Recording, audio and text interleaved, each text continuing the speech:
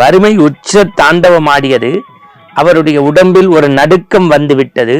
இருந்தாலும் நாள்தோறும் இந்த பணிவிடைகளில் ஒரு நாளும் குறைவில்லை. அடியார் திருக்கூட்டத்தோடு அமர்ந்து சாப்பிட்டு அவர்களுக்கு அன்னம் பாலிப்பதை தொடர் வாடிக்கையாக வைத்து வந்தார். 12ஆம் திருமுறை தெய்வ சேக்கிழார் எழுதிய பெரிய புராணத்து பெருமைகளை நாள்தோறும் நாம் பேசி வந்தாலும் கூட இந்த மண்ணில் இதுவரை தெரியாத, பேசப்படாத, அறியாத நாயன்மார்களுடைய சரித்திரத்தை சொல்வதை நம்முடைய வாழ்க்கையின் இலக்காக நாம் வைத்திருக்கிறோம்.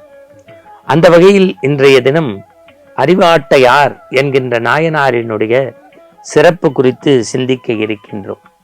சோழவளநாடு சோடுரைத்து அந்த சோழவளநாட்டில் கனமங்கலம் என்கின்ற பகுதியில் வேளாளர் குலத்தில் பிறந்து வேளாளர்களுக்கெல்லாம் தலைவராக விளங்கியவர் இந்த தாயனார் என்கின்ற இயற்பெயரை கொண்டவர்.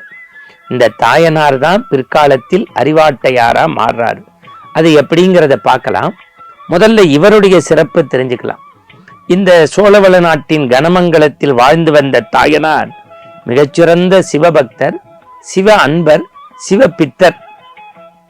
அந்த ஊர்ல உள்ள சிவன் ஆலயத்துக்கு நாள்தோறும் சென்று திரு அன்னத்தை நைவேத்தியமாக படைப்பார்.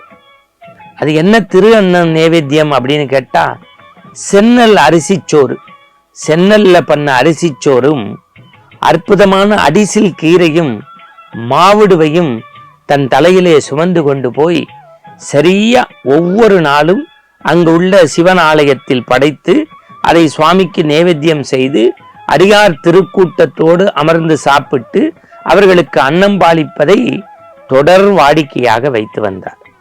உங்களுக்கு தெரியும், பொதுவா எல்லாம் அவன் செயல் என்று வாழக்கூடிய சிவபக்தர்களுக்கு சோதனை வைத்து அவர்களுடைய சாதனையை உலகத்திற்கு காட்டுவதுதான் அம்மையப்பனுடைய நோக்கம். அந்த வகையில் எல்லாம் வல்ல பரம்பொருள் இந்த ஜகத்தை ஆண்ட எம்பெருமான் பார்வதியிடம் சொல்லிவிட்டு இந்த தாயனாரினுடைய சிறப்பை மண்ணுக்கு எடுத்துச் சொல்வதற்கு அவருடைய செல்வ செழிப்பை குறைத்து விட்டார். வறுமையை தாண்டவமாட வைத்தார். கூலி வேலை செய்யக்கூடிய அளவுக்கு தாயனாருடைய வாழ்க்கை சென்றது. ஒரு நாளைக்கு போய் கூலி வேலை செஞ்சாதான் வயிற்றையே கழுவ முடியும்னா அதையும் புறம் தள்ளி விட்டு நாள்தோறும் சென்னல் அரிசியும் கீரையும் மாவுடுவோட கூடைய சுமந்து இறைவனுக்கு அன்னம்பாளிப்பு செய்துதான் இவர் தன்னுடைய வேலைக்கு போவார். வறுமை உச்ச தாண்டவமாடியது. அவருடைய உடம்பில் ஒரு நடுக்கம் வந்துவிட்டது. இருந்தாலும் நாள்தோறும் இந்த பணிவிடைகளில் ஒரு நாளும் குறைவில்லை. ஒரு நண்பகல் வேளை இறைவன் இவருடைய பக்தியை, அளவு கடந்த அன்பை இந்த ஊருக்கு எடுத்துச் சொல்வதற்கு முற்பட்டார். இவர் வழக்கம் போல சென்னல் அரிசி கீரை மாவடு ஒரு சும்மாடு வச்சு தலையில சுமந்து வேகாத வெயிலில் தளர்ந்த உடம்பில் ஒரு நடுக்கத்தோடு போறார். சாலைகள்ல இந்த விவசாய நிலங்கள்ல வெடிப்பு இருக்கும் பாருங்க, அது மாதிரி பெரிய பெரிய வெடிப்புகள். இவர் தள்ளாடி தடுமாறி அப்படியே கீழே விழுகிறார். ஒரு வெடிப்புல இவருடைய கால் அப்படி மாட்டிக்குது. இந்த வெடிப்புல அப்படி கால் அப்படியே மாட்டிக்குது பிடிச்சு. இந்த தலையில இருக்க கூட சரிந்து கீழே விழுகுது. அந்த சென்னல் அரிசி கீழே விழுந்துருச்சு, மாவிடு கீழே விழுந்துருச்சு, அந்த கீரை அப்படியே இருக்கு. ஐயோ, எம்பெருமானுக்கு இன்றைக்கு திரு அமுது செய்ய முடியவில்லையே, இந்த மனித பேரு, இந்த உடம்பு எதற்கு என்று சொல்லி பக்கத்துல இருந்த அருவாளை எடுத்து தன் கழுத்தை அறுப்பதற்கு முற்படுகின்ற போது அந்த காலில் எப்படி பித்த வெடிப்பு இருக்குமோ, பூமியில எப்படி வெடிப்புகள் இருக்குமோ, அது மாதிரி பிளந்து அந்த பூமியிலிருந்து ஒரு அசிரிதியோடு ஒரு கரம் வந்து அவருடைய கரத்தை பற்றியது. தாயனாரே, என் மீது நீங்கள் தாய் போல அன்பு கொண்டிருக்கின்றீர்கள். நீங்கள் இக்காரியத்தில் இறங்குவது முறையன்று.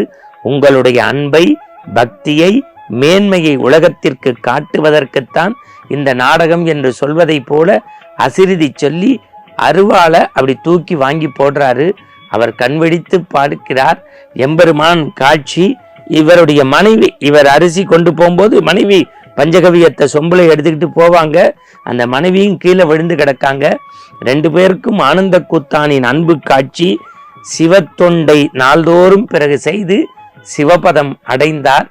இவருக்கு ஏன் தாயனாருக்கு அறிவாட்டையார்னு பெயர்னா, ஆண்டவனுக்கு உணவு தர முடியாத இந்த உடம்பு எதுக்குன்னு கழுத்தை அரிப்பதற்கு அறிவாளால் முற்பட்டதால் தாயனார் அறிவட்டையாரானார்.